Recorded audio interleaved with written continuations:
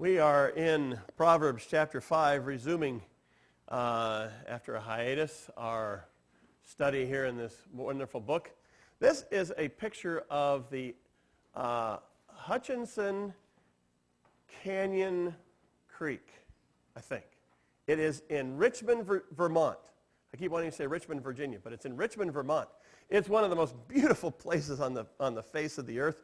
It is just this gorgeous stream running through this mountainous area, and it is just marvelous. And people come from all over to go visit this and to go swimming in these waters and just to have a great time playing down in the bottom of all these canyons.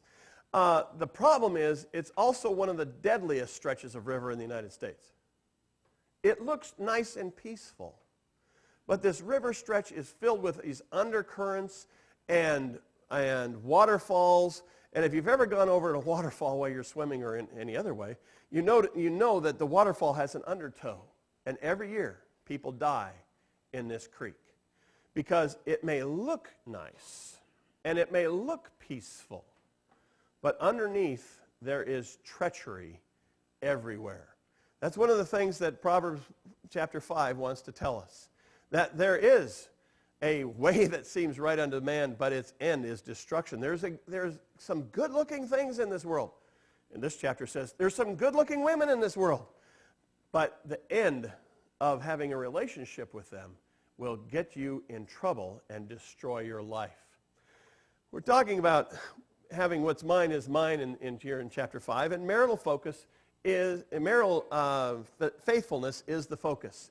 He wants us to know that faithfulness in the marriage state is what he's all about. It includes a very positive description of marital fidelity and all the benefits that can come from staying faithful to one person for the rest of our lives. It wants to teach, though, that this awakening sexual awareness of young males, and it talks about sons throughout this, is not just talking about young men. It's a concern of all of us. We all need to be faithful in all of the relationships that we have. And then the author turns the corner and says, faithfulness in marriage reflects our faithfulness to God. It reflects and covenant unfaithfulness in marriage reflects our unfaithfulness to God as well. He says that we should rejoice in the wife of our youth. And because he's saying, look back at when you were young, and look at all the way you've come, he's saying that this needs to be a lifelong relationship that you have with your spouse. These warnings come to the forefront here against extramarital sex, against adultery, and they're also going to come to the forefront in the next two chapters. Now, chapter 4, there was a relationship that he brought out there, and that was the relationship between the teacher and the student. Here it turns to the relationship of husband and wife, and in chapter 6, he's going to focus on the relationship that we have with our neighbors. And he's even going to bring out the marital fidelity in that, and he's going to say, hey, don't rob your neighbor of his spouse. So all of this is there to help us to see that wisdom is especially applied in the very basic relationships that we have in this world. And one of those basic relationships is between husband and wife.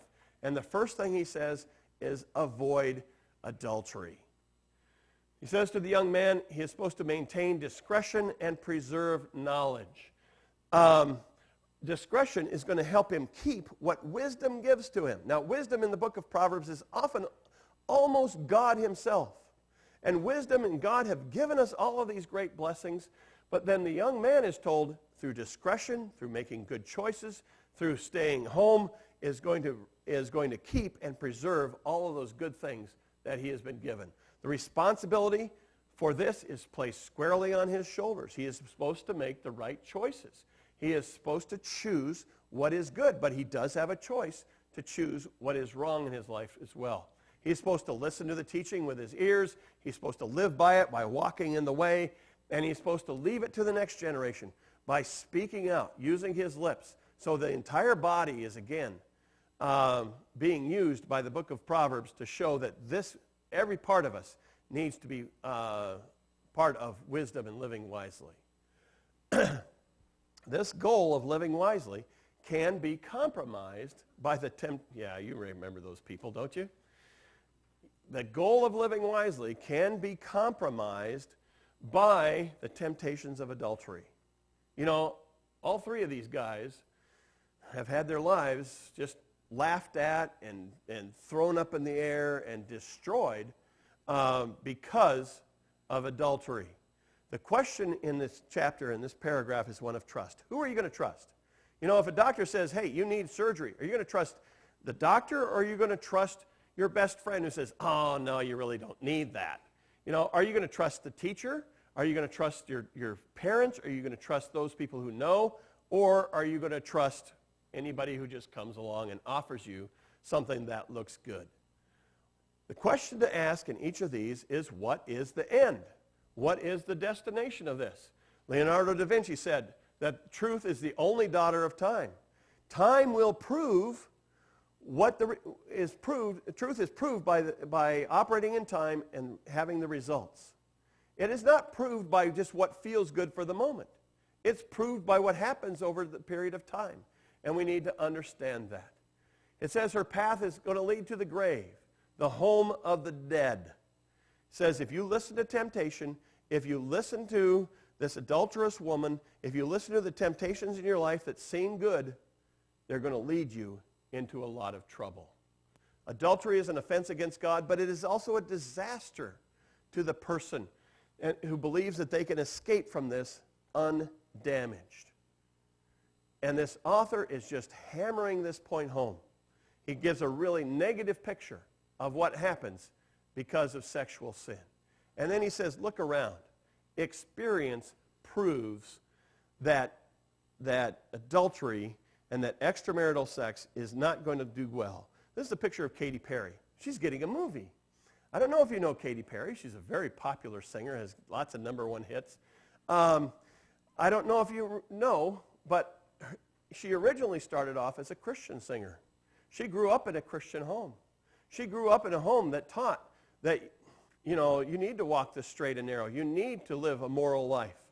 But she didn't want to. And so she chose to do some fun things on her own. And so she became a secular musician, got lots of fame, got married to Russell Brand, a really crazy guy. They got married in an amazing wedding that was all over the newspapers and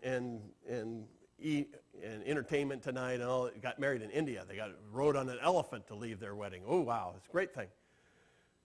How long ago was that? 2 years? She's divorced. It's a disaster.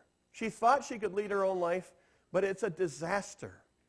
And she's got a movie coming out. And I'm sure the movie is blasting her origins, but look at the end. The end is divorce. The end is ruin in her life. And her relationship is done. The deception of adultery are communicated through images of eating and drinking. You eat honey and it tastes good, but it ends up in your belly as poison. And he says you can't eat this stuff and drink this stuff. The words of the strange woman are like honey and oil. Oh, they're good. But then you have to sit there a while and they just rot in your stomach like this disastrous strawberry here. You know, it turns to bitterness. The adulterous woman doesn't know the true way and leads others astray as well. Now, I got lots more to say, but I'm going to skip all of it and introduce you to one guy. I can't remember his name. His name is on the last slide in this series. Isaac, can you go all the way down to the last slide with a guy sitting in front of a bunch of cows? No, don't do it that way. Slide it, go over to the side there and never mind. Just turn it black there. Can you do that, Isaac? Just, I don't know how you do that. I do know how to do that, but I'm not sure I can tell him. Ignore that. Look at me. A couple years ago, I saw this documentary about this guy who really wanted to help out cows. He was a cow psychologist. His desire, though, was to figure out how you can deliver the best meat to market. And he discovered that if you scare a cow right before you butcher him,